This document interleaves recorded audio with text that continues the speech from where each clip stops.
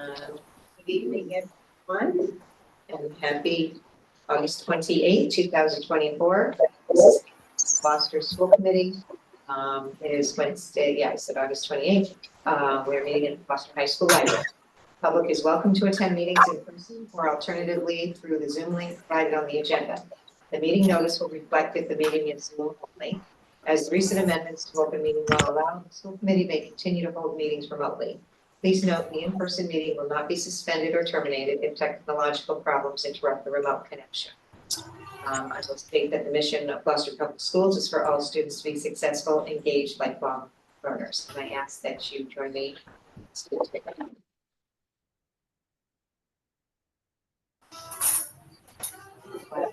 The United States and the republic for which it stands, one nation, under God, indivisible, with liberty and justice for all.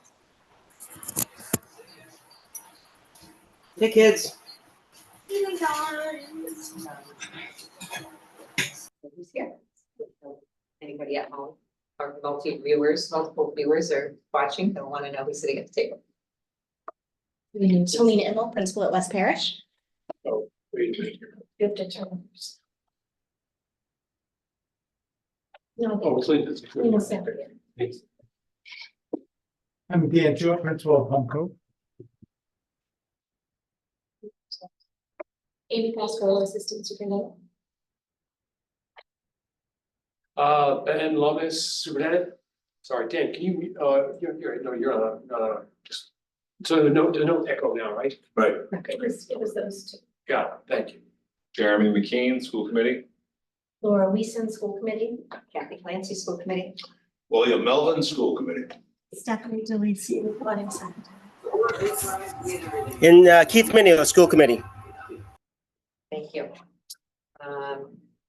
So first order of business is oral communication. If you're calling oral communication rules, if there's anybody that does want to speak.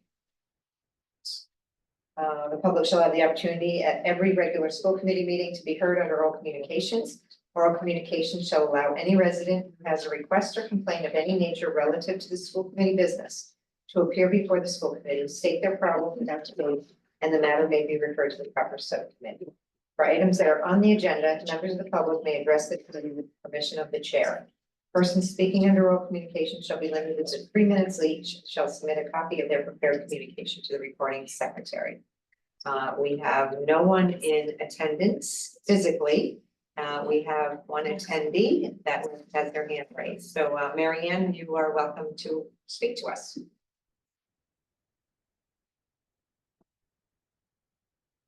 You just have to.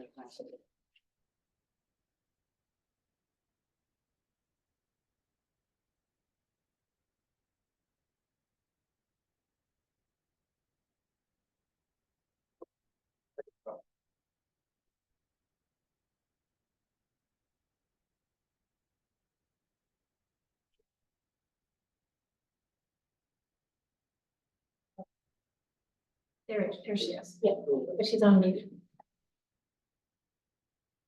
So Mary, you should just unmute yourself, Mary Ann. There you go. There you go. Thank you. It actually wouldn't allow me to, and it actually made me a panelist. So can you hear me now? We can. Thank you. Marianne Boucher, 93 Mount Pleasant Avenue. I just would like to ask, school is starting next week, and I'd like to know if the lights at West Parish have been rectified. We started this in 2016, and here we are getting ready for 2024. And I'm thrilled to see that the Veterans School or East Veterans School was taken care of, but has West Parish been rectified? I have not been over there, so I don't know, but I'd like to ask. Does anybody have an answer? You can wait for the superintendent's report, Mary Ann. Thank you very much. You're welcome. Thank you for speaking. Okay, I see no other hands raised. Recognitions. Are we getting any recognitions? No. I do. The kindergarten, welcome to kindergarten event here at the field house was once again well attended and very well put together by a bunch of different organizations. So I wanted to really shout out to the organizations that kind of support the schools, the library, a bunch of different places. Really nice to see. Enthusiastic students ready to go. I will recognize Applied Materials and Western Education Foundation, who combined to bring supplies to all the elementary schools. Applied had a couple of their staff members delivering via truck, big boxes, big boxes, and all the teachers received a bag of start the year off with some fun supplies for the kids. So that's very generous and very community minded of Applied Materials. Appreciate that. Okay, Student Advisor Council, the kids are not back to school, so the meeting will happen. Next item of business is the consent agenda. Does anyone have any items they would like to remove? And we accept the consent agenda. Second. Okay, all in favor, say aye. Aye. We will now move on to deliberations on education issues and the superintendent's report. Great, thank you. Thank you very much. Let me start. So want to just, I'll give an update on a few things. And I'll give an update on the lighting situation too. If I don't get there, someone remind me, please. Just want to say that, you know, folks are working really hard to get ready for the school year like they do every summer. Our custodians and DPW staff have been working just really hard. You know, for them, slow time is not the summertime. But our buildings are in great shape right now, and and also there are also last minute things being done by our DPW and custodial staff, and really appreciate all that. You know, everything from, you know, waxing and cleaning and painting, and some repairs, but also things like, you know, roadways and crosswalks and sort of stuff. So I just really appreciate the effort by our custodial staff and by DPW. Our food service workers are in our school starting this week, getting kitchens ready and ready for food for preparation and service. And of course, our educators are, you know, some have been working and learning all summer. Some are, you know, getting back at it after, you know, busy summers. Folks have been in the building some because folks like to do it at their own schedule, different times, which makes a lot of sense. And then, of course, we'll have our opening day for staff on Tuesday at O'Malley. And then opening day for students on Wednesday, obviously, for first grade through 12. So let me share some other updates here as we get going. So a few things that have been happening this summer, but also some things that are happening this week. And tonight, Pascal will also help me through some of this. So as we say, every day matters, and everybody belongs in Gloucester Public Schools. And so tonight's my update will involve a few things: superintendent's report first of all, but then elementary student handbook revisions. Dr. Talina Immel and Daniel Jewett are here, representing the the elementary school principals.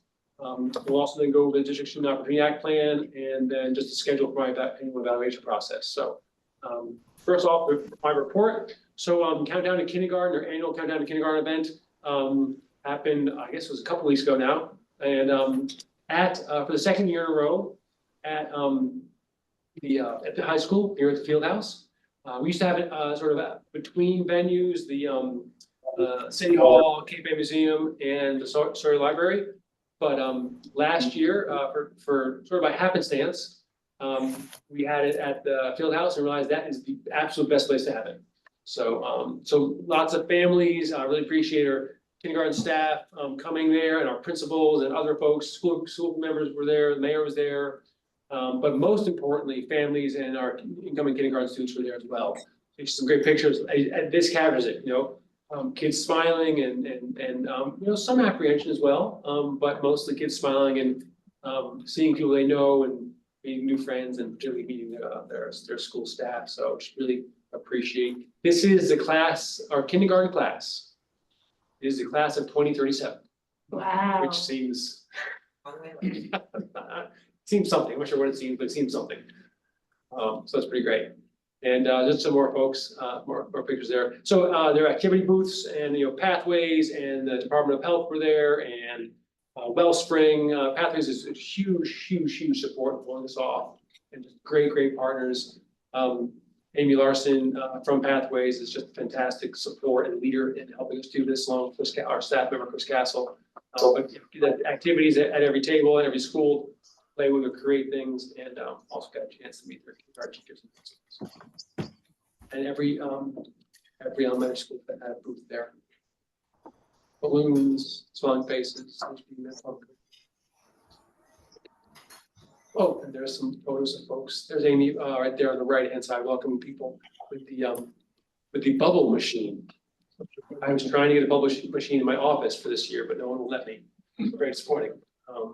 Anyway, bubble machine's good thing to have. So on the left there, May Berger, obviously, myself, Eric Mitchell from Director of Pathways, and some other folks with us quite a bit. Our athletics teams are already kicking off the season with practices, and I think golf had a match today, I'm pretty sure.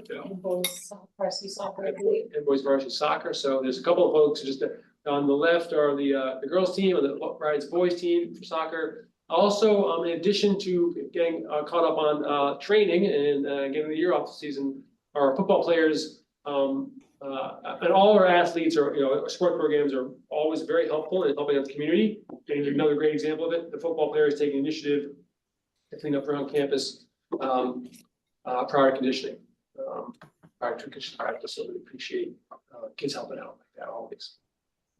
I'm gonna hand it over to Ms. Pasquarello to help us help this report about a lot of our professional development that's been going on all summer We've been doing and through today and this week and ongoing. So, yeah. several today, yes.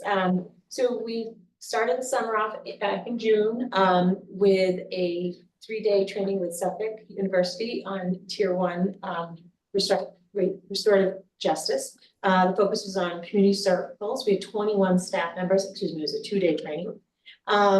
And we had a wonderful mix of people that participated in that, from ESPs, teachers, special education teachers, clinical staff, and administrators. All And even the and superintendent. even the superintendent, as you can see in that picture, he is there.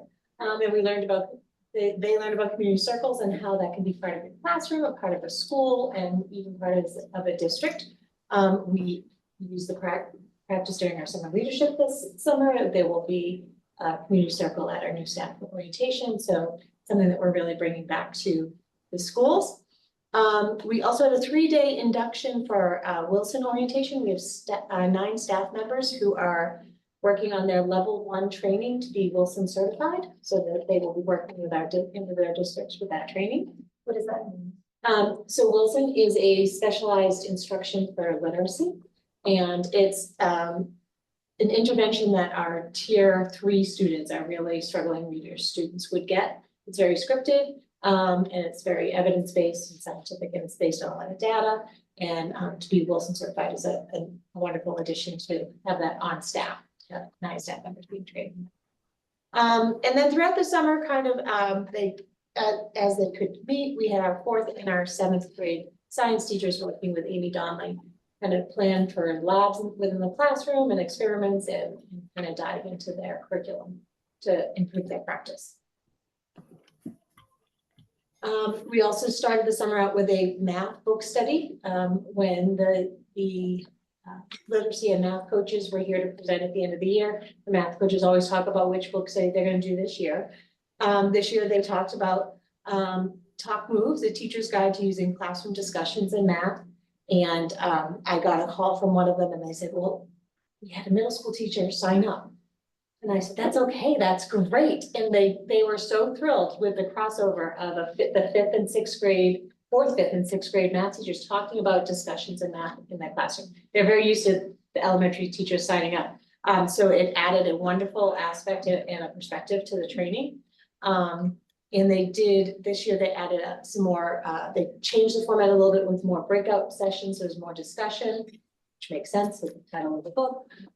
So it was very successful. Just on Monday, we had, yeah. Can you just add how about wit and wisdom being very one of the prime methods of wit and wisdom is discussion based. Right. Discussion class, and how just the discussions of math and really correspond. Right, and that peer discussion among, for students to talk about what they're thinking in math and how they're approaching things, it's really bringing that same engagement strategies. And then on the 26th, we had a training for grades 5 through 7, so a little more of that elementary to middle school bridge on investigating history, which is DESE's new curriculum for social studies. And we had teachers trained in that, and they're taking a look and diving in to see how that fits into their curriculum and how we're gonna make that work. It was wonderful to see a cross of different teachers there. Yesterday, we had Amplify Desmos, so as you know, at the middle school, a lot of middle school trainings this week. As you know, the middle school last December, we adopted Amplify Desmos as the math curriculum. So this will be our first full year of implementation. So they got the full training yesterday. And I just stopped by for a moment and to just sit in the back and to watch teachers ask questions. So they were talking about a specific lesson and how it would work in their classroom. And one teacher said, I did this, and it kind of fell flat. And the teacher felt safe enough to say in that group, what instructional moves could I do to improve it? And the instructor said, all right, let's stop, let's turn and talk, and let's talk for a few minutes and come up. And they came with like 4 different strategies collaboratively on how to improve instruction. So to hear teachers sit and really dive in on what they've done and how to improve it, and to say, you know what, this one didn't really work, how can I make it better? It was wonderful. The other nice addition was we invited some high school teachers, math teachers, to this training.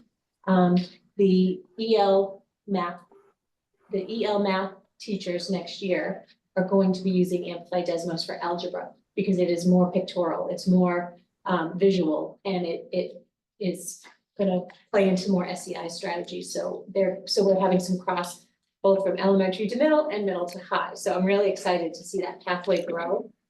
It's just budding, but we're gonna keep going at it. And then today we had Amplify ELA, which is, we've done the full implementation in O'Malley last year. We're in year 2.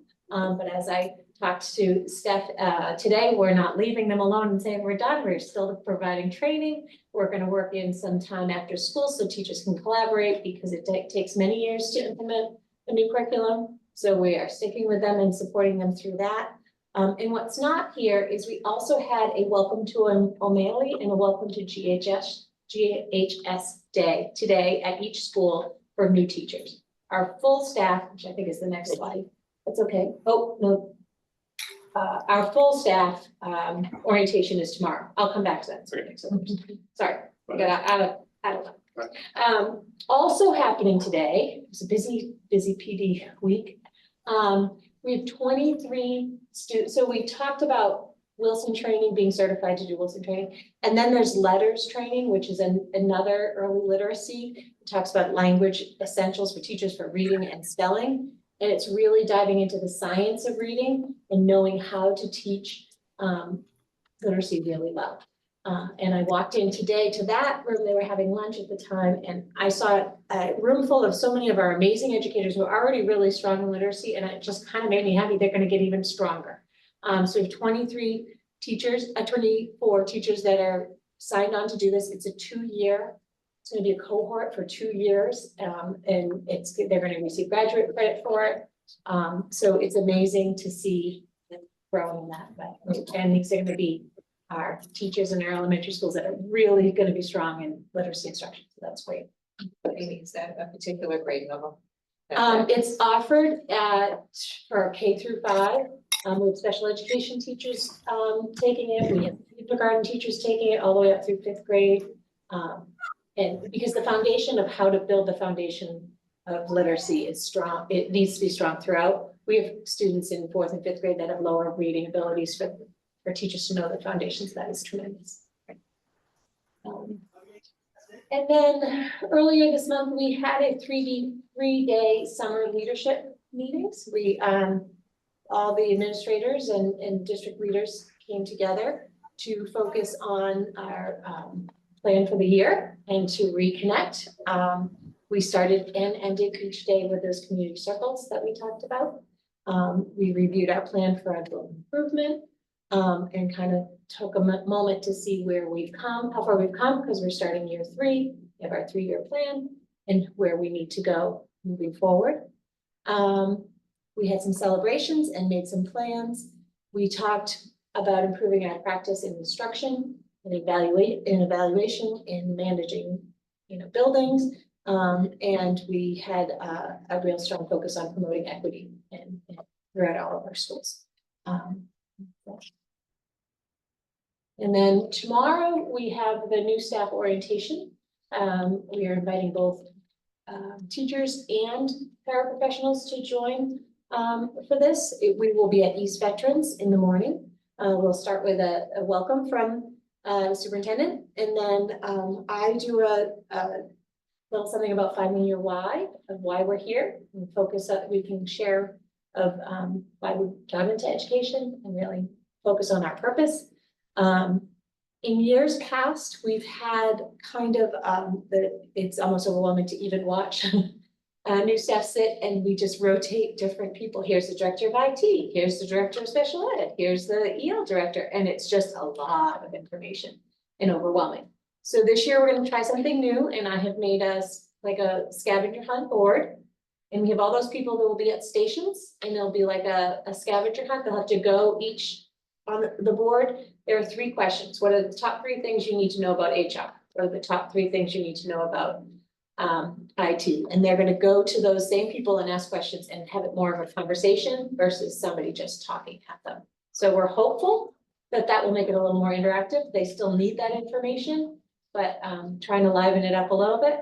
And at the end, if they cover all the bingo board, or scavenger hunt board, they'll get a little gift bag with a book on culturally responsive teaching, which is a large priority in the district, and then candy, a pen that the superintendent likes to give out with Everything Matters, everybody belongs. Swag. Yeah, they'll swag. So, and then we'll have a break. We'll have a community circle. As I said, that we're going to see that throughout the year. And then the mentor leaders come in. We all have lunch, and then the GTA and Gabe kind of comes in and meets them. They'll end their day at their buildings with their mentors, setting up classrooms. So that's tomorrow. And that's, Any questions about anything that you share before I move on to a couple more opening day things? Okay. Great. So hiring update. As always, at this point, we're scrambling a little bit on hiring. And I want to be clear, these are replacements for departing staff and staff on leave. These aren't new positions, as everyone knows, okay? So this summer we hired 18 teachers. Currently have 4 positions still open and posted. One at the high school, one at O'Malley, one at West Parish, one at East Veterans. Those are actively being interviewed for and that sort of stuff, okay? Some of this is because there have been late resignations or late changes or folks hired away, that sort of thing. Our clinical staff, that includes nurses, adjustment guidance counselors, psychologists, BCBAs, or RBTs. I have 7 staff members that were hired for those positions, none currently open. Paraprofessionals, we've hired 5 paraprofessionals this summer, still have 9 openings, which are really, our staff, our principals are working very hard to fill those, along with the human resources. Interviews are happening all the time, basically. That's 1 at Gloucester High, 1 at O'Malley, 3 at East Veterans, 4 at West Parish. Openings. But for all I know, that could have changed this afternoon. So just folks know this is very fluid. Principals, assistant principals, or administrators hired 1 this year. That was Dr. Michael Jarvis, a special education director. Transportation, no new hires this year, but we do have folks, bus drivers who were new last year and finished their training. 1 will be taking their test very soon, and another one is still in process or moving towards taking their test, which is very, very helpful, like great. We're always posting for transportation, and that's for bus drivers and bus monitors. That's all just the on guides. That's a year-round thing, basically. Food service new supervisors, we've hired it's 2 cooks and then also two new supervisors. We are currently posted 2 additional cooks. Again, these are replacement for staff who departed. And then we have the 3rd one is new supervisor. We don't have many positions, we have multiple positions available. We hardly ever get staff fully from the supervisors, so those are also things we can typically hire anytime. And then administrative staff, school-based staff, administrative staff, which is either school-based or district office, 1 hire, and those are just recently hired today. Our new accounts payable person. Yeah, good. You see the teachers hired for locations there on the right, and 1 at Beaman, East Veterans of Plum Cove, 4 West Parish, 6 at O'Malley's, and 5 at GHS. Any questions about that? And then kindergarten enrollment as of August 27th, so a total of 208 kindergartners are enrolled right now, which is quite good for this time of year. We had 230 total last year in October report, and these numbers will keep changing. Particularly if Beaman East Veterans enrollment continues through the beginning of school. So we have some smaller class sizes at those 2 schools right now, but those will grow, they always do. Larger class sizes at Plum Cove right now, and I'll explain that in a moment. In West Parish, sort of a typical class size, 18 and 19 for the most part there at this point. And we may get some growth there as well. The reason for the larger enrollment at Plum Cove is because of the school zone update follow through. That remember the school committee voted to approve that any Beaman or Plum Cove family that was impacted by the school zone update or East Veterans as well.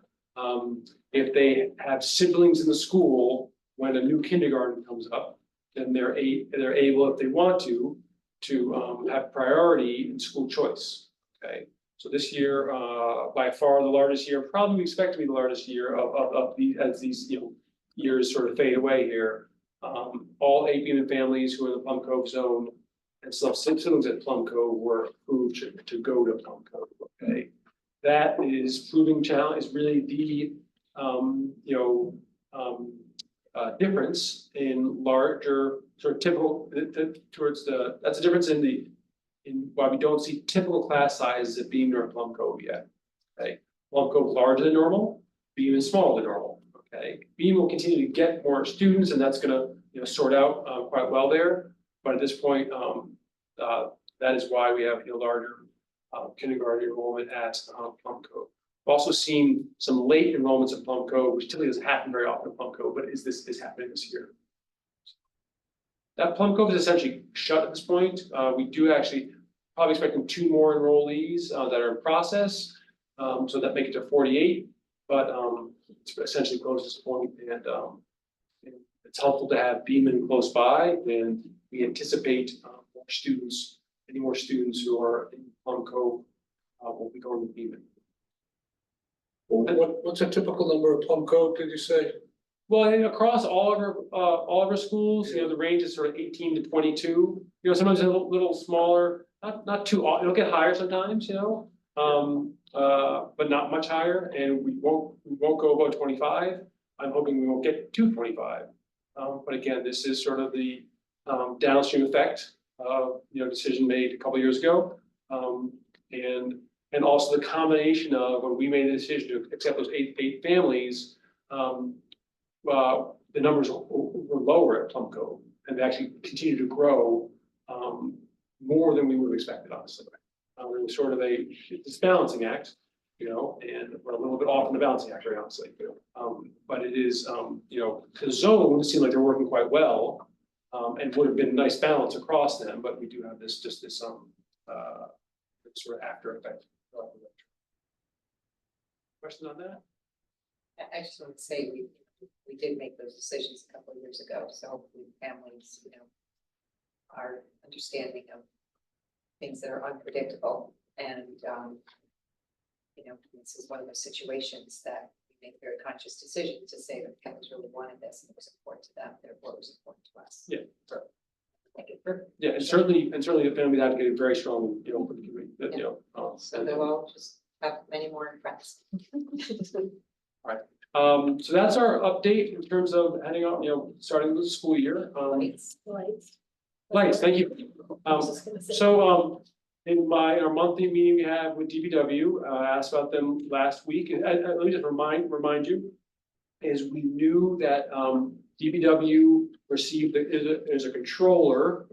They identified and shared with us. I shared with the committee that there was a controller that needed to be ordered and got, I should say, acquired. Okay. To rectify the lights at West Parish. DPW got that.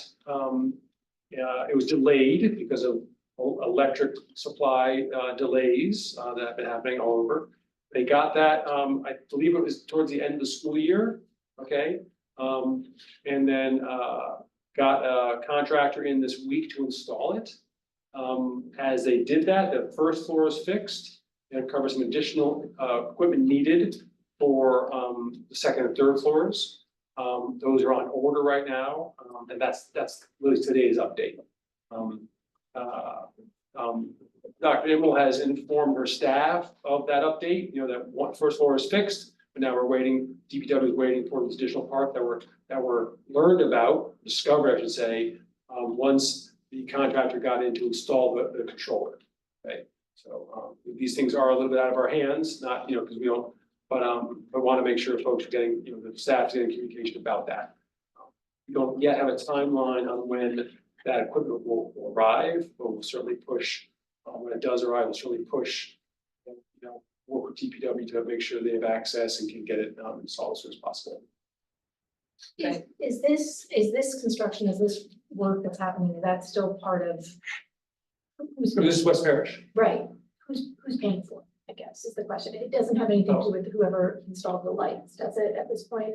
The question is, essentially the question is on warranty. Yeah. That's the thing. I don't know. I do not think so. I don't know why it should be. I don't know. I'm sure. Yeah. Yeah, I would expect, but I really don't know the answer to that question. I wouldn't think so. I know it's Yeah, been yeah, open you know, since 2016. Yeah, we never asked the question directly, No. but, you know. It's understood that. Well, before we said definitively, I should find out. We're sort of, it's conjecture really on our part. Yeah, I'm just like, we're going into year 9. Can't believe we're going into year 9.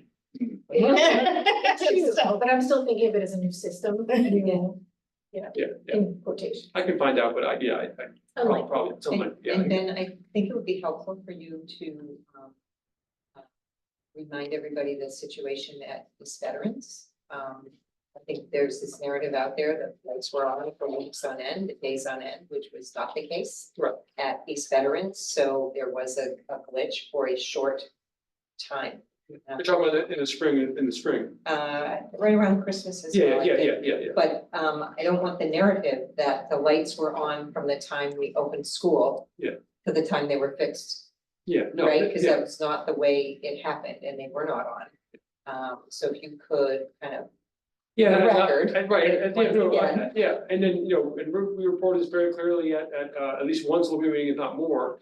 Up there, and that was essentially the work that always needs to be done to, one, make sure things are programmed correctly, okay? And it was actually, was taking the team, the contractor's time to get them programmed as designed, okay? And that was also, as all part of the punch list items, that sort of stuff, all part of the typical, expected, finished work. If not, as we know, not everything done completely when school opens up. And so that was that, making sure they were installed and programmed at design. And then at that point, we realized that the design wasn't really fitting what the way the school operated exactly, because it's all planning ahead of time, right? Anticipation, and it also wasn't really working for the neighborhood as well. For example, at that point, the original design had the atrium lights on for too long at night, necessarily, and also the stairwell lights on for too long. So that began in the process, which all this was done in, I think, late winter, early spring at this point, to adjust those timings, even to the point where we adjusted the timing of how long classroom lights would be on during the school day or after the school day, in terms of when there's movement in the classrooms or not. So, but then those were adjusted, as I said, I think it was late winter, early spring. And since then, all reports have been that they're operating as expected, they're going off at the right time. What folks sometimes don't realize is that our concerns are usually in the building till at least 9 o'clock, and so they see lights on at night, but and also now East Veterans, of course, is being used till later at night, especially the gym. So there's use there, but all those things are working according to the revised schedule, and all the changes there were they took some time, but they're expected as part of the process. Thank you. Absolutely, 100%. We're going to move on to the Student Opportunity Act, and Okay, so you have the full, plan in front of you, and it was in the packet. I'm just gonna go over kind of what it is and an overview with this presentation. Then I can answer any questions you have. And just so that it was also in your packet, at our last meeting, if you may remember, but we didn't get to it because it was a long Right. meeting, and so now we're. Yeah, so we're bringing it here. So first of all, what is the Student Opportunity Act? Each district is required to create an evidence-based plan for reducing persistent disparities for achievement. It must be submitted to the commissioner for review on a 3-year cycle. So we are submitting it. Submitted in the spring, and then go ahead. I just want to point out what the difference between a district improvement plan and a Student Opportunity Act is. So here in Gloucester, we call our district improvement plan the Plan for Ongoing Improvement. We keep talking about that. It's a little more catchy, but that is our district improvement plan. And that's a 3-year plan. And that's a plan that really is comprehensive and talks about how we're working to raise the entire district up. A Student Opportunity Plan is more focused on the discrepancies between certain subsets. So it's a little more focused in. And we'll talk about how we focus in and decide where to lean in for a Student Opportunity Act versus a district improvement plan. DESE reviews our district improvement plans, kind of when they choose to, but often always when there's a district review. The Student Opportunity Act is reviewed every 3 years, and we do need to give annual updates. So they lean in a little more to look at the Student Opportunity Acts more often. And they monitor them for each district to determine that we're employing evidence-based strategies to address persistent disparities of achievement. And this, I'm just pointing out priority 2 in our district improvement plan, or our plan for ongoing improvement, which aligns very much with our Student Opportunity Act. And we're working so every day matters and every belongs, and here are 4 priorities. But particularly priority 1 and 2 is where we're really going to see that deepen in our Student Opportunity Act. So in order to write the Student Opportunity Act, you need to do a deep dive of the data analysis. And something that we have noticed in the analysis for our MCAS and growth metrics, that we have typical growth low. So there's typical growth low, typical growth, and typical growth high. Typical growth low in the low end of it. Remember we talked about 40 to 60 is that typical growth. So we're in the 40s for most areas. We do have a celebration of a typical growth high, closer to 60, particularly in high school math. So that these are some of the things we saw when we dive deep into the data. We are exceeding targets for our 4-year cohort graduation rate, annual dropout rate, and chronic absenteeism. So there's other celebrations we found when we do the deep dive. All this data you probably have heard when I've done MCAS presentations. It's very similar to that. However, we are seeing performance of our English language learners, our students with disabilities are declining. And in addition, our students that are on low income have it. So English learners, students with disabilities, and low income students have disproportionately lower proficiency than our white students when looking at meeting and exceeding on MCAS. And so that is the trend that is showing a disparity. And so the Student Opportunity Act is meant to focus in on those 3 populations, and the state is asking us what we're doing to target that discrepancy and move forward. So this first is a summary, and again, it goes much deeper in the plan that's in the packet. A summary of what it revealed. So we have discovered that our tier 1 instruction, disparities in performance between the student groups are apparent as early as 3rd grade, and particularly apparent in ELA, emphasizing the need for all students to have access to tier 1 instruction.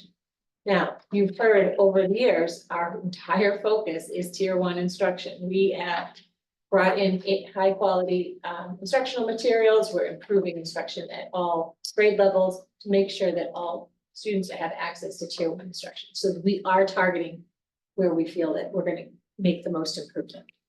Also, we have found that our middle school implementation of high quality instruction materials is an area we're going to focus in on.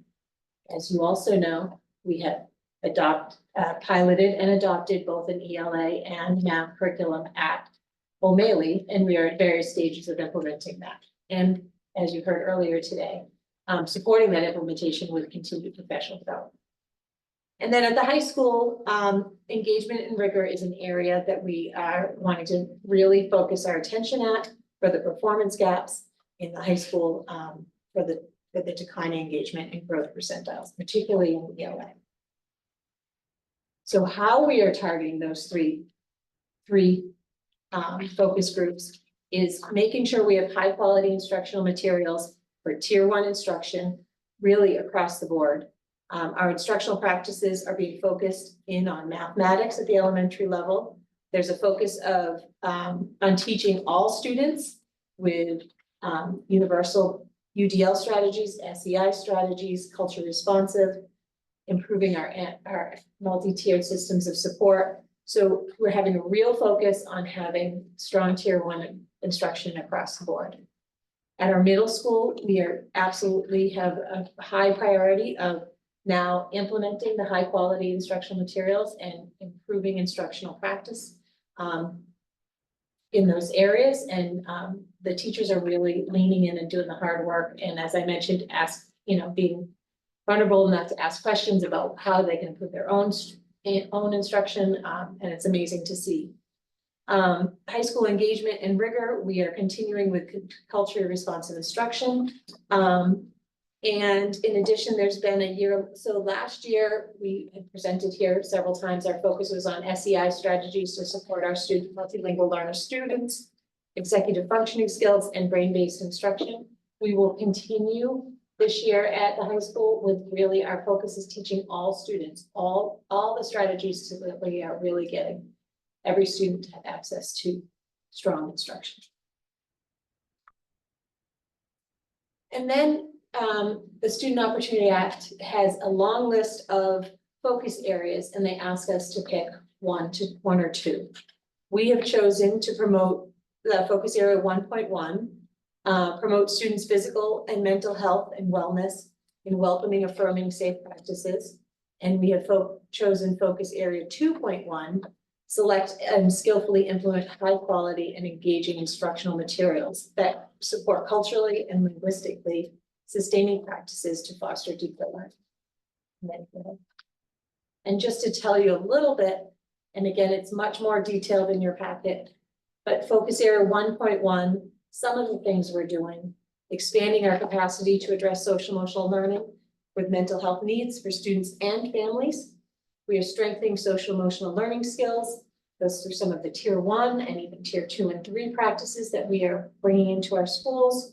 We're focusing on school attendance, and we are making sure we have universal screening, particularly at our middle and high school. And then for focus area 2.1, all elementary schools now have a consistent curriculum that utilize high quality instruction materials. We have literacy leaders in place to build capacity and ensure common pacing and instruction. Our middle school now has a consistent ELA and math curriculum. And that is intended to impact all learners and ensure equitable access to tier 1 instruction. There's 2 bullets in the same thing. One's ELA, one's math. Efforts are being made to continue to develop instructional practices in connection at the high school. And district-wide and school-based instructional leadership teams will be in place and work together with a focus on effective instructional practices. So some of the work we did even at the summer leadership meetings is really dive into data and talk about instructional priorities at our schools and throughout the district. We do have instructional leadership teams at most of our buildings already. We will be having them at all buildings this year. We also will be changing some of the practices of the instructional leadership teams that are already in place. We're going to make sure that they're very data focused and they are very intentionally looking at instruction and how to improve instruction, particularly for these subgroups. Particularly for what, Amy? For the 3 subgroups identified in here. Yeah. Multilingual learners, students with disability, and our low income students. And I think that's all slide. So Amy, who facilitates those instructional? So also this year, we are going to be having a district-wide instructional leadership team, and that is new. That will be facilitated by both me and Dr. Jarvis together. And from that, we will also have instructional leadership teams at each building. Those are facilitated by the building principals, and it will be made of a team of coaches and department heads, depending on what school you're at, and classroom teachers, special education teachers, ML teachers. It'll be a representative of many staff members, depending on each school and their needs. And they'll meet at least monthly. We will be really looking into data to see where each school needs to lean in, and what instructional practices need to be focused on. And the involvement, so I know ELA and math are, very clear and obvious. What about the specialist teachers in social studies and Yes. sciences? Yes, so something particularly at the high school and in middle school as well. Social studies is in a wonderful way, and it's new, like the life of a social studies teacher has kind of changed over the years, I think, because the ability to promote reading comprehension and writing skills and really processing things and promoting arguments for what you're studying and all that is a wonderful way to improve literacy as well. In all the domains, but social studies very closely kind of can tie in with ELA for that. Science can do as well, and also bring in some math. So it is something we all need to, So they're on the team. yeah, at the high school. And middle school as well. Yeah. Yeah. Obviously, elementary, it's different, people teach all subjects, but Right. Yeah. Thank you. So we Any do- other questions? Just how would you say that the different, the priorities differ from 3 years ago? I mean, it feels like I'm asking because it feels like these are consistent needs, right? And certainly the need for curriculum has been something that we've been working on like full force for the past few years. Yeah, so what would have been our foci, like 2-3 years ago, that would be different. Yeah, so this is the first student operating plan that we've created, or that I've created since I've been here. Okay. When I got here, I inherited the one that Dr. Sapphire produced, okay? I can't remember the- Right, no, of course. But I mean, so if you're talking about just within the time that I've been here, I think you see a lot of alignment between the plan and district improvement. That's very purposeful. Right. We're not going to create new priorities or create a new plan just because Desi asked us to create a plan. Okay, that's the tail wagging the dog, right? So I don't see that our priorities really have changed, honestly. I think most importantly, I shared this at our leadership team, some leadership meetings, was we need to keep on going deeper, keep on sustaining them and persisting on them. Because one example is, while we have been working on a curriculum in a lot of ways, especially at elementary, even at O'Malley, well, it seems like we're doing it for quite some time. Remember, this is the first full year the math curriculum was going to be due there, so for a full year. So, and I think also another thing that Principal Cook and then Amy, and then also his leadership team, will continue to work on this, is going deeper with their work on instructional improvement. Really looking in, one practice that we started last year with the learning walks or walkthroughs, and we're going to have more of that because that's really a way where it's one example of going deeper in terms of having colleagues see each other's rooms, learn about what they see, and also report back about what they see as well. And that'll be happening in all schools this year. So I don't see that the priorities have changed. I see that we need to continue to persist and go deeper on them. Yeah, and I was gonna say, the learning walks were focused at the elementary this past year. Yeah. We did over 90 learning walks, which is amazing, getting to classrooms, teachers seeing each other teach and talking about it. That's practice we're going to look to spread through instructional leadership and ILT at the middle and high school this year, so that will spread. Another thing that Principal Cook and I are working on at the high school level is to bring in more data cycles, to have teachers looking at data and noticing it in real time, like we've been doing it at elementary for a long time. But to really bring that practice to the high school so that they can look at data when there's still movement that can can I just follow? Sure, of course. So, correct me if I'm wrong, but it looked like a decline happened with EL students and, right, that they're, so.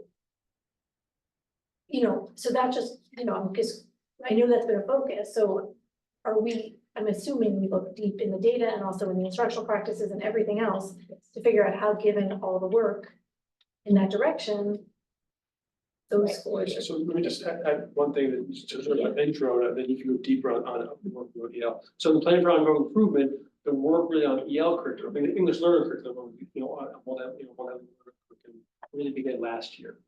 So, in that, and then so Amy, so again, you're sometimes it seems like there are a lot of years, sometimes there are not that many years, they're not that many years actually, in the scope of it, okay? And so if you can talk about the work they're doing on English learner, on the curriculum, and also in other, yeah. And this plan was written in the spring, so this data is a year, or over a year old, right? It's not on 24 data, right? So I'm hoping that we're going up and turning some of the decline around. We'll see in a month or so. But yeah, the EL work we have really just focused in. Last year was the first year we had common meetings with our EL teachers monthly.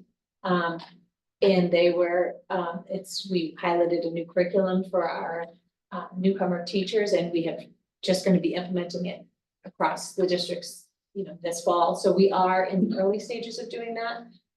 We've also had, some change at the high school in the structure of how they're providing EL services this past year. And,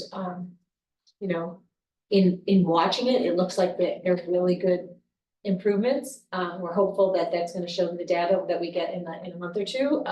We'll see. And it wasn't just EL, it was, students with disabilities and, Yes. Low income. Yes, Right, so- yes, we're focusing on all. Right, okay. And then also, I mean, that's the, the area, certainly, the first year plan on ongoing improvement is really putting in place ways of starting to connect better with families and welcome and make sure they got better sense of belonging for EL students and also families, right? That was the first year, and then starting that, which we continue to deepen, right? Across all our schools. And the second year was starting the curriculum work, which Amy's talking about, that sort of thing.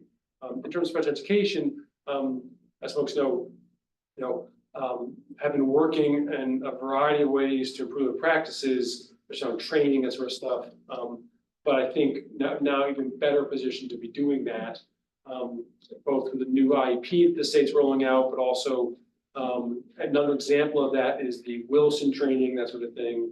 The work that Mike Jarvis will be leading with our program leaders at each school to really put into practice and pursue what we've outlined as the goals all along in improving special education, okay?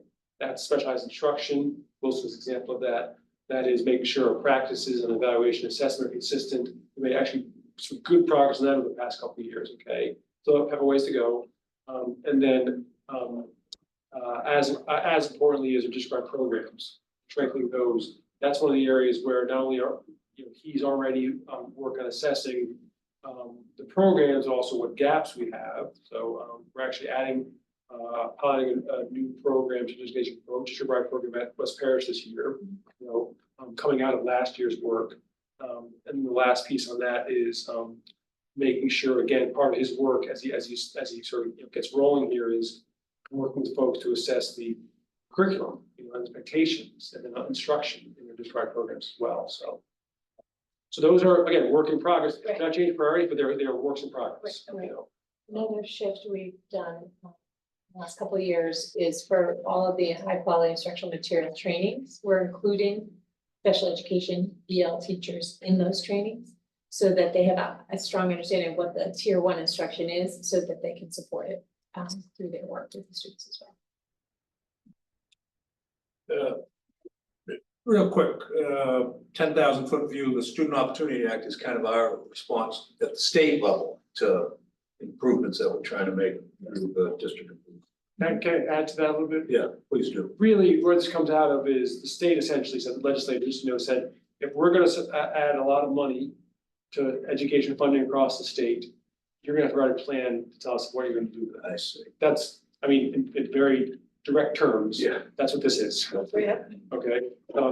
You know, and so that's where these plans came out of, is that legislation, which you know all about in terms of funding. Yeah. And this is another piece of that as well. So, My only other point was, and I appreciate just listening to Amy talk about it, but, you know, we talked about wit and wisdom at the elementary school, amplify at the middle school. Really excited about both of those programs. And so, and I'm just wondering, and I know, like, those are sort of curriculum-based programs, but at the high school level, is there any major programs like that being, I mean, I guess my question is, as I think the word was used, high quality instructional material. Yeah. Has that kind of changed at the? So what the high school started before I got here, okay, and is continuing is at each department, they did and continue to revamp the curriculum, you know, internally, basically. So with materials from outside and sort of stuff, but also, and that part of that work includes, you know, model lessons, model assignments, assessments, consistent assessments across, you know, talk biology, all biology teachers, that sort of stuff. So that's really been much more, I'll call it, you know, sort of led internally. Yeah. And then also the other piece of that is the work that James Cook's been leading around culture, James Cook and program leaders and other folks, other staff at the high school have been leading around culture responsive instruction. And which, you know, continue to go, this is the Ignite Chunk 2 review, you heard it, you talk in those terms. Going deeper on that again this year, so that continues to be honed and worked on, and I don't know if you want to, from that, add to any of the specific areas that they're looking to go deeper on this year. Yeah, and there's some areas where like Amplify does notes for the algebra in 9th grade for EL students. They're looking to bring that into the high school, so that there is some pockets of that. They also use Reveal in parts of Reveal in the math curriculum, which is a high quality instructional material. They also supplement it with some of their amazing work that they've worked on together. But the common assessments and the really looking at data is going to be helpful.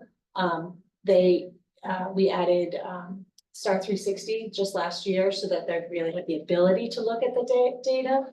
And so we're going to find really quick where there's pockets of where we're not finding growth through those data cycles. And then that's when we can maybe lean in if we need to revamp a curriculum or something. Very helpful. Thank you very much.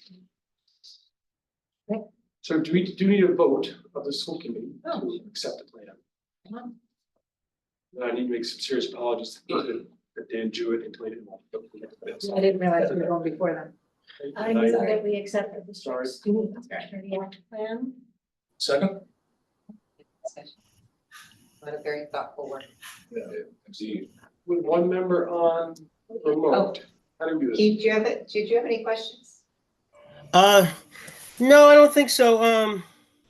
Let me just review my notes really quick here. No, I don't think I have any questions. All right, so we will vote. All in favor, say aye. Aye.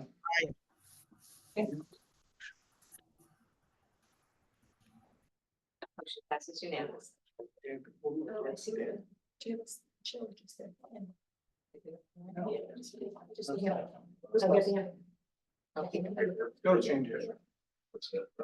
So, first of all, I blew it in terms of order of events here, okay? I saw on the slideshow that it said student Acme Act, and I went right there, okay? Thereby, relaying, hearing from, Dr. Stimmel and Dr. Jewett.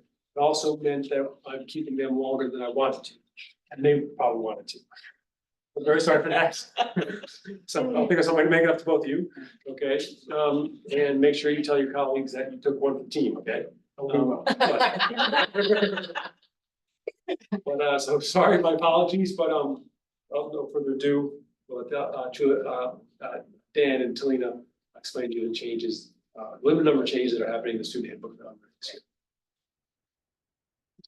Well, I think if you look at the student handbook for this year, there really are no substantive changes. Series of date changes, calendar changes, and name changes, but besides the addition of the COVID policies that were also implemented in the other handbooks, There's been no other policy changes in the handbooks. We made sure the language that's in the middle of I is in this for that COVID. Which we changed, Based on your feedback, guidance, yeah. yeah, which we, right, and does the student responsible use policy go into this, into the elementary? Yes, but that, the revise hasn't been updated yet, so we wouldn't have updated the handbook yet.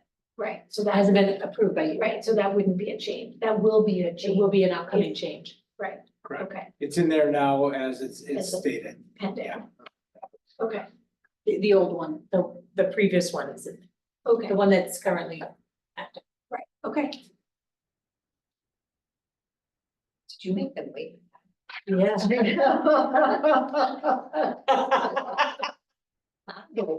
Wow, make that you. It was an interesting presentation. I was speaking, I was, maybe we're gonna talk, That's, all right, okay. Michelle said it's. Let's keep it moving, Totally wrong here, it's there for you to go. Does anybody have any questions? Seeing none, we have a motion? I move we approve the elementary student handbook for the 24-25 school year. Second. Any discussion? All in favor, say aye. Thank you. You could say, or you could, Next on the agenda is the superintendent's evaluation. Share your thoughts. Feel free to email me, you can leave now. Thank Have a you, great- thank you. Thank you. Thank you. All right, so what you have, let me just get it up here so the public can see it as well.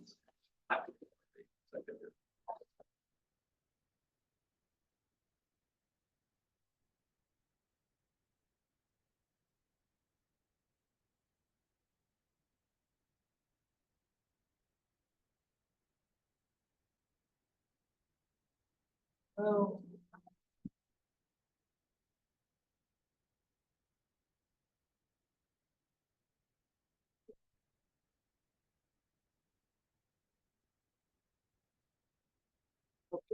So, as folks may remember, we had a very extensive, meetings in the springtime, in June. At that point, the committee, agreed to, reschedule my evaluation process. Okay, so this is I'm bringing forth now, the process for this fall, okay? So I'll be getting to the committee, their goals, really evidence, and evaluation form for my annual review by September 10th. So documents to review, that sort of thing. You'll have about 2 weeks to review those, and complete the evaluation rubric and get it to the chair. And that's by September 25th. Okay. At that point, we'll also check in on the process and progress of the actually, we can also, from the committee members at that point. And then the chair has until October 4th to combine, sort of review all of the submitted evaluation rubrics from each individual member, create a combined report, share that with the school committee by the 4th. School committee reviews that, and then my review is done publicly, as is every year at a regular session, a public session, and that's a regular business item on October 9th, the school meeting on October 9th. Pretty straightforward. It's the same process and similar timelines every year, just a little bit delayed. Questions? No, we get an electronic version of the review. We'll get you the template again. Yeah, the template. Yeah, that'll come to you on the 10th. Okay. The template, the evaluation form, I called it here, the rubric as well. Oh, And then my evidence, which is, links to a lot of documentation that, serves as evidence for, in support of the goals that we set last year. Yep. That's all.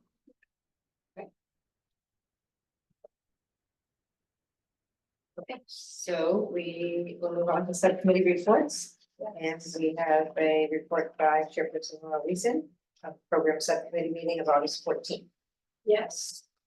So, the subcommittee, myself, Jeremy McKean, and Keith Minio met. We did not discuss, policy JFBB, which is school choice. And we also did not discuss, file IJNDC, which was on the agenda, but had actually already been, recommended to the full committee. So what we did discuss, was JICJ, which is the use of personal electronic communication devices by students. We had I'm sorry, on April 14th, Keith Minio was not there, it was just me, Jeremy. August 14th. August 14th. Okay, so there was only two of us there. We had a lively and important discussion on the uses of electronic communications devices, largely cell phones, but including other things as well. We looked at the proposal that had been brought to us by the administration, and we did not recommend anything to come to the full committee yet. We will meet again on September 11th and keep going. And once the subcommittee does make a recommendation to the full committee, before the full committee votes, we will be scheduling a public hearing on the issue of personal electronic communications devices in our schools.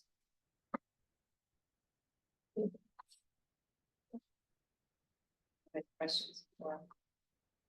I just want to say it was only attended by the two members, and I know I said the three at the beginning, so just Jeremy and I, and given that there's only two people, we did not go to a vote, pass it. You could do the, vote on, IJNDC. yeah. So previously, the program subcommittee had worked with administration on file IJNDC, which is the student responsible use policy for the computer network and internet acceptable use policy for students. The one that's here in front of me is grades 1 through 5. Yeah. Okay, So, you want me to? yeah, So the packet I gave you with a paperclip on. The top one is the policy that's in place now. Okay, the middle one is the draft that came out of program subcommittee But you're voting on tonight. that you're voting on tonight. And the back were some notes from our last subcommittee meeting with any changes. I do have a little, like 1-2 slides on show you the difference between what was or what is and what could be. what is and what could be? Well, if you vote on the next one. Oh, Yeah, What was and then the draft. okay. So I'll show that.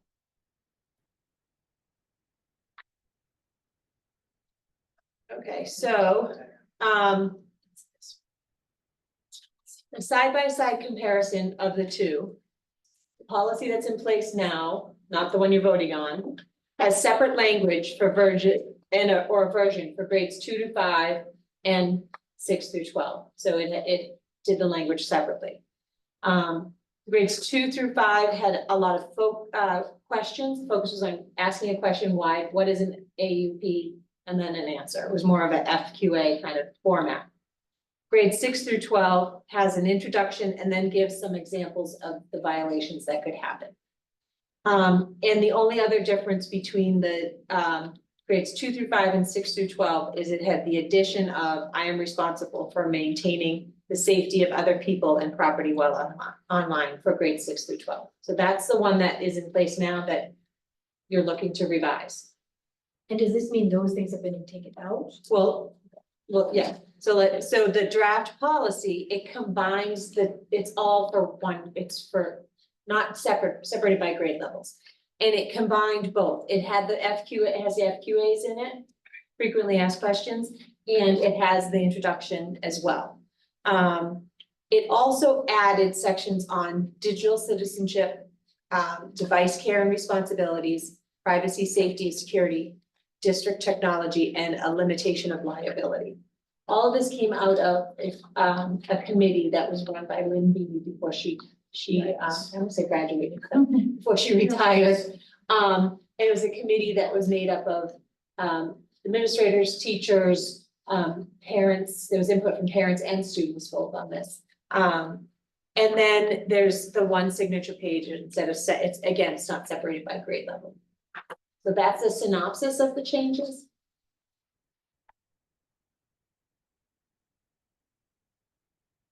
I'm assuming, Amy, that the draft updated policy still includes in it. Give examples of conduct that may constitute Yeah. as a violation. Yes.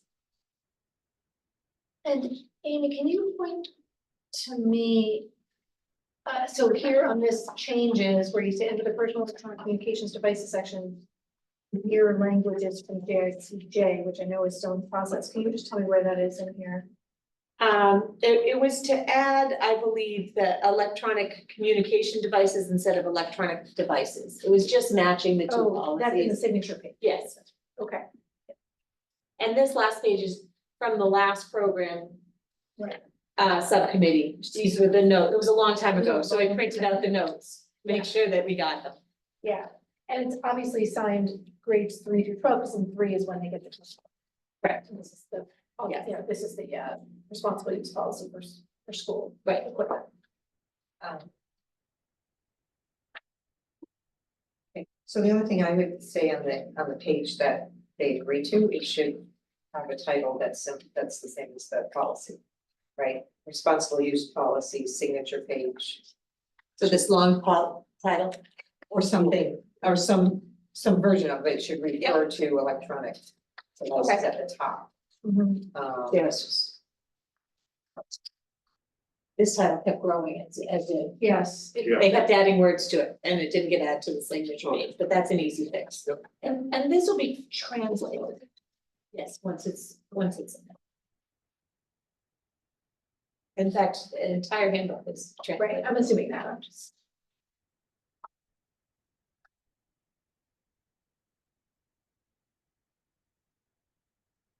Yeah.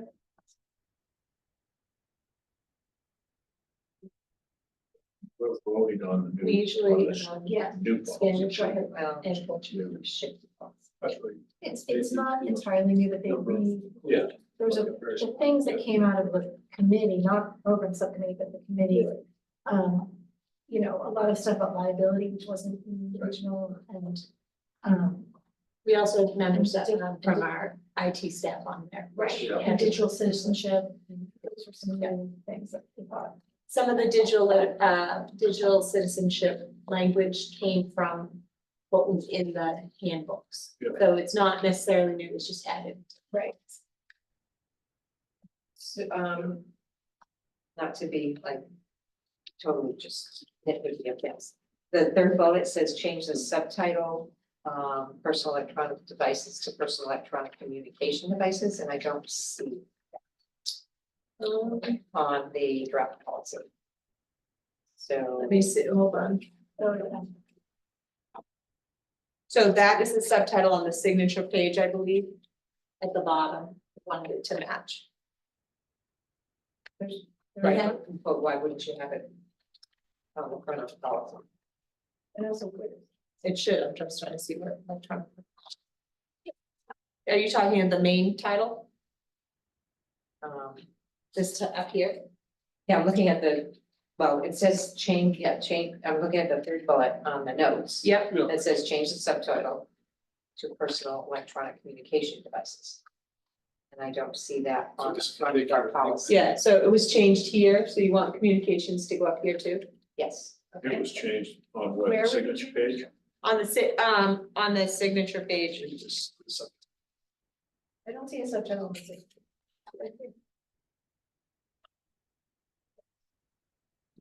No, I just see down here, it says personal. Oh, right. devices. No, that's-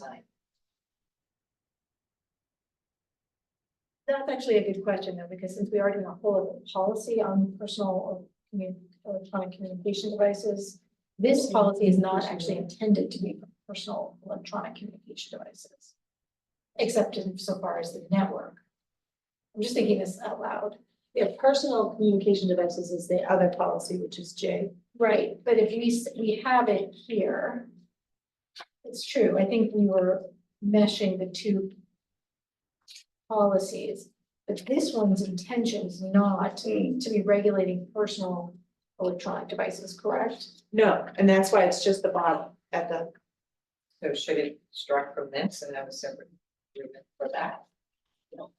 There's no agreement for your own device. There is, personal devices may not be used at any time during the instructional day. It's the last bullet.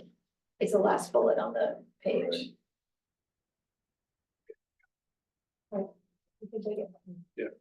So, An edit you could request. so what you would, I mean, what you could do is you could do language that's, just, less specific and speaking to the school, will abide by school policy procedures related to personal communication devices.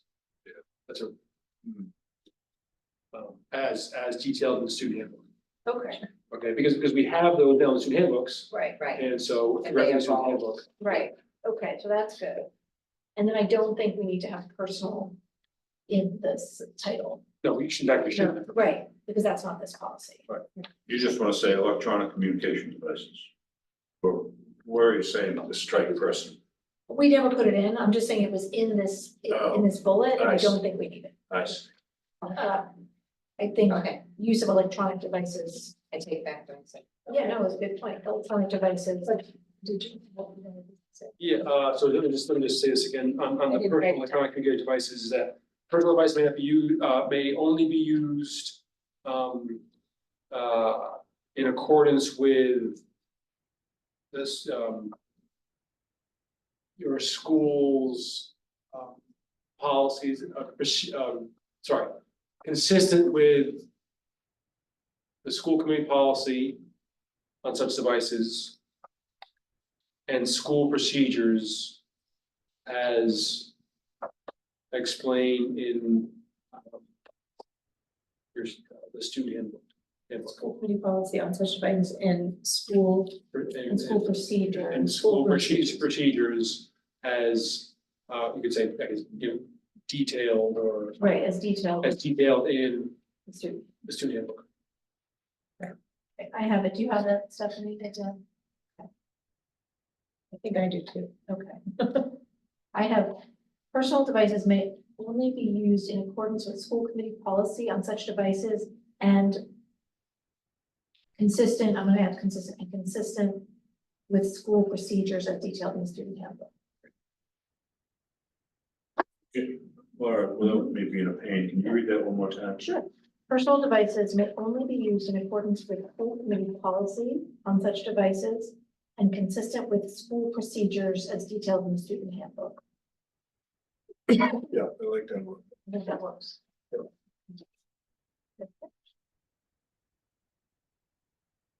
you have anything? No, I just want to make sure we got that. Yeah, all right. Okay. All right, so we want to, I make a motion that we accept the updated file IJNDC, the student responsibly use policy for electronic devices and network access. Second. any discussion? All in favor, say aye. Okay. Aye. Got it, Kate. Thank Okay, you. Thank you, Laura. all right. Thank you, Golden Chickadee. That's good. Well, the next program of the committee, just to give folks, is one, as Laura already said, the subcommittee will be addressing the draft cell phone policy. We'll also be bringing forward revised policy on Title IX. I was gonna ask about that, that's in my notes. Yeah, because the federal regulations were updated earlier this year. Right. And so then we're now obligated, I mean, every school district in the country is obligated to update, be consistent with those new regulations. We're also updating our procedures as well, but we'll bring the policy to you. And will that be another update for the student handbook? Yes, it will be, yes, I yeah, know yeah. that. Yeah, oh, good, this was in my notes to ask. Great. But I think next is E&F subcommittee update, or how do you want to handle that, seeing as Melissa's not here? And you were, Really, I think. we should hold on. I forgot Melissa wasn't here, but like, so. Can we, I can give a couple of quick updates on the mailing windows, just Yeah. really, you know, what I'll just sort of give a verbal update. Yeah. We can also give a verbal update on the electric buses as well. You know, this, just so folks know, obviously, so we're so early in the fiscal year that there's no significant change in it, at this point. But we'll be giving, you know, our typical detailed reports every month going forward, including, as we did last year at every BNF meeting, update on how things are going with the special education tuition verification at district education tuition verification. Just to give folks a quick update on a couple of important things. So as you know, the O'Malley window replacement project is continuing its second phase this summer. We're focusing on the skylights, and the skylights that are in the commons, that are in the dome that's in the library, skylights that are in the cafeteria, and then also skylights that are in the hallways that lead from the commons towards the cafeteria and from the commons towards the auditorium. So not insignificant. We've had some challenges with the contractor in terms of delays on timing of things. That is directly tied to the fact that they didn't do the necessary work to figure out the existing conditions earlier on, and only started and then had ordered, you know, materials and that are working fine, but required some adjustments, some engineering adjustments, therefore changes in some of the blocking, additional blocking and sills to make sure they could be attached properly with the new system. There's a new, you know, it's a 50-year-old building. There's a 50-year-old skylights, and so there's different sort of skylight systems now. Okay, because the contractor did not do the work to understand the conditions fully prior to opening it up. You know, prior to the moment where the moments to install, that created sort of timeline issues throughout the summer. The result now, and I'll just show this to you now. We're doing fine, but it definitely is. You know, let me just show it so you can look at it as I speak as well. Give me a moment here. Share.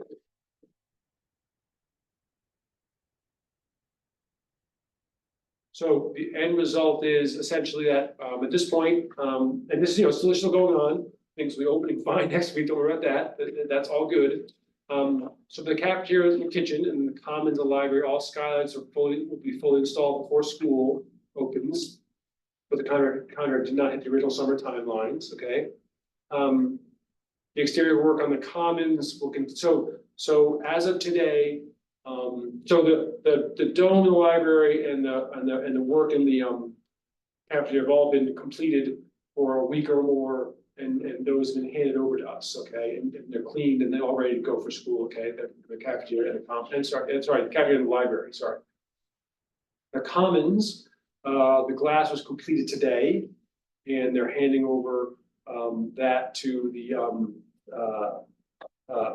the custodian at school tomorrow. Custodians do the final cleaning, okay? They'll plenty of time to do that. They will continue to do exterior work on the commons, okay? That includes adding the final bracing pressure plates outside the glass tomorrow, and then they also have to then do more additional roofing, you know, just to seal up, okay?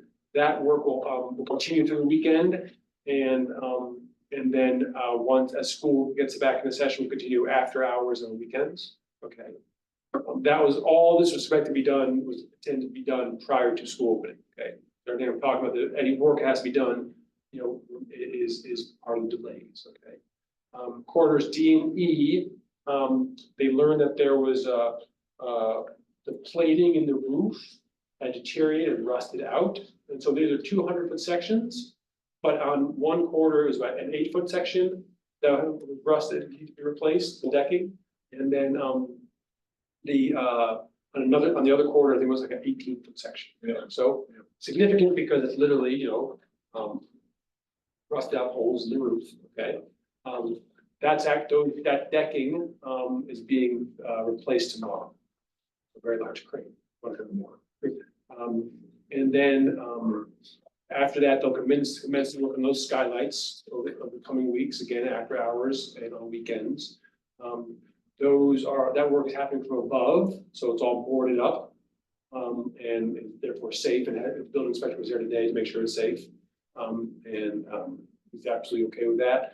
It's more important to have that boarded up and have the full access to the hallway, full width of the hallway available to students and staff, operations building, as opposed to, closing out part of the hallway and protecting it that way.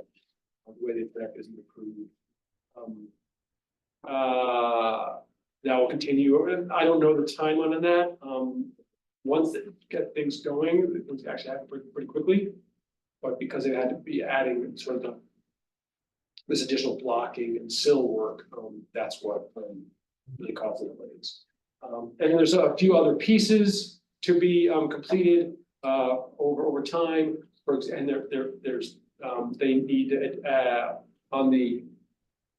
on the commons, there are 8 panes that they'll use in plexiglass temporarily while they get in the final glass for that. And then the cafeteria kitchen, there are louvers, I think, on the corners that are essentially for ventilation. I think I had that right. Those are being fabricated, and once they're fabricated, they'll be completed in October, again after hours. We pause there. I think Keith has his hand up. Yeah. Keith, you're welcome to ask your question. Yeah, sorry. Yeah, I was just looking for your email, Ben. I don't know if you mentioned this before, but the feed keeps on dropping out a little bit. It's a little spotty, but did I read in your email? I was just looking for it, that during the school day there are going to be corridors not open to students. I'm not sure what you're talking about, honestly, but the corridors are fully opened, and we're making sure that they are, and we're doing that by the project team is doing that by boarding up the skylights from above on the corners and only doing the work after hours and on weekends. But no, the corridors will be fully wide open. The building inspector viewed that, I think it was yesterday. I think it was yesterday, it might have been today, but I think it was yesterday, and gave the approval for the way that we're approaching that. I think wasn't there one piece of equipment that might be like a scissor jack or something that they were gonna have? Oh, yeah, roped off? there's a scissor lift in there, right, there is some internal work, there's some painting of some of the new wood braces on the inside of the commons. So there's a scissor lift there that we'll be using after hours, and that'll be kept in the commons, tarped over and surrounded by cones, basically. So, and that's the first plan, and we expect that to go well. If it doesn't, I think plan B. Mr. Minio, did that answer your question? I think we lost him. Yeah. Sorry. Huh? I'm frozen. Hello. No, you're fine. You're back. Yeah. So I guess my main concern was emergency safety corridors and stuff like that. So nothing's going to be closed off. No, that's what he said. No. Nothing at all. Okay, Yeah, good. Full operations. All right. And fully approved by the fire inspector and the building inspector. Awesome. Thanks. Importantly, so the question is additional work has been done, additional materials has been done. We anticipate that, and so essentially, our project owner's project manager left field, okay, and also the designers, Civitex, the architects, I believe very strongly that those additional costs are Lambrian, the contractors, to cover. There are some additional costs related to some bracing that are part of the just a typical anticipated change order. We expect those, and that will be borne by the project. We expect those to come in not to exceed the contingency that's available. It's about $110,000. There is some possibility as we go forward that Lambrian will dispute that this additional work they've had to put in, additional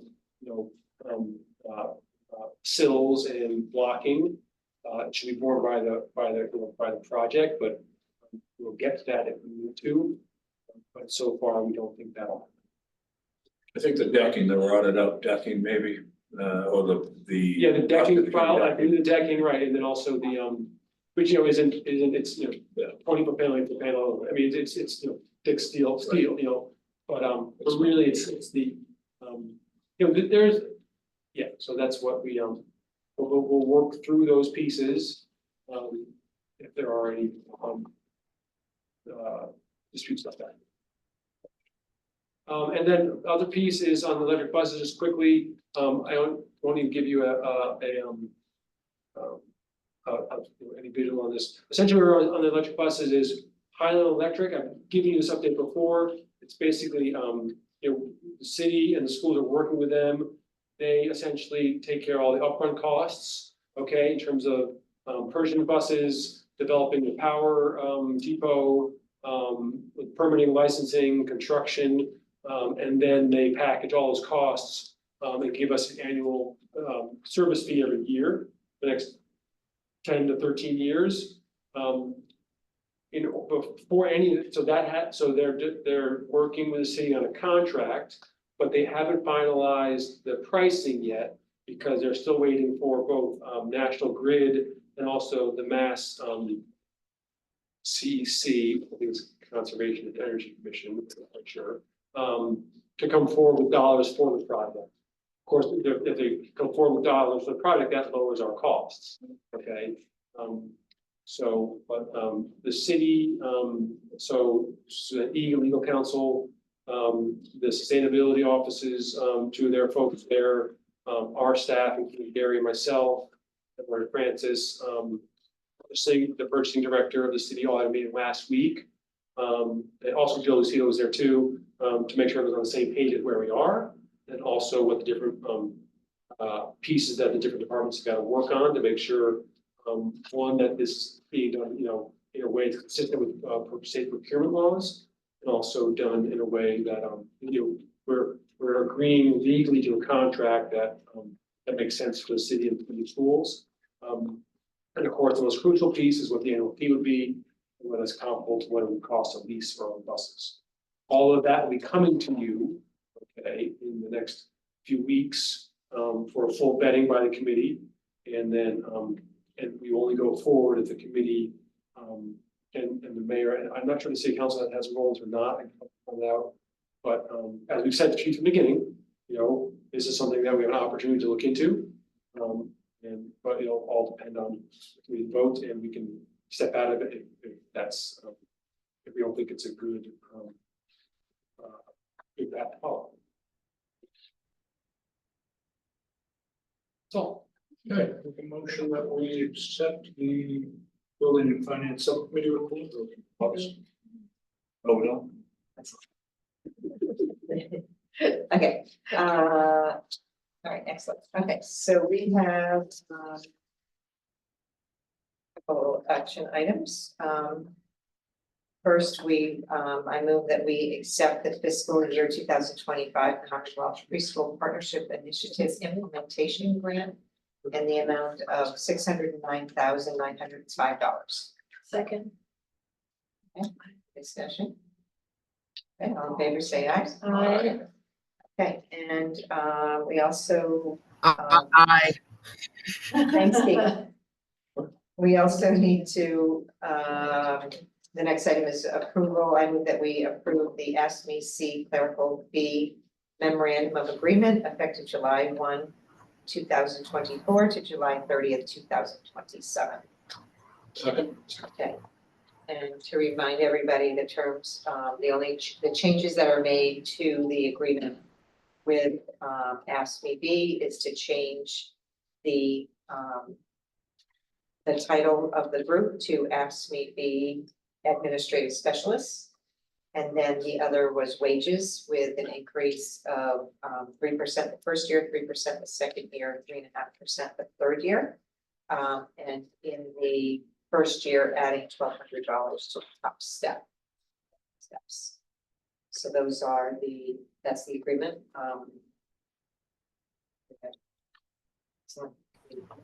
Excellent process to get that agreement. So, any discussion on that?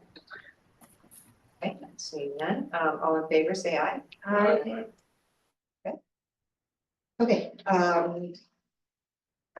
Next, we will go into executive session. I move that we enter executive session pursuant to executive session purpose 3 of Mass General Law 30A, section 21, to discuss strategy with respect to collective bargaining with the Gloucester Association of Educational Support Paraprofessionals, Gloucester Teachers Association, Teamsters, Local Union, number 42, Transportation Workers, and to discuss non-union administrative contracts. Second. Roll call vote, please, Stephanie? Mr. Melvin, Yes. Chairperson Clancy, Yes. Ms. Weason. Yes. Mr. McKeon, Yes. Mr. Minio. Keith Minio, I just, what was that? I missed it. just a roll. Roll call to go into executive session. Executive session. Yeah, it dropped out. Yes, I will say yes. Okay, and we will only be coming out for the purpose of adjourning. So anybody online, which we have no attendees right now, we will not be recording the session. Keith. So. We can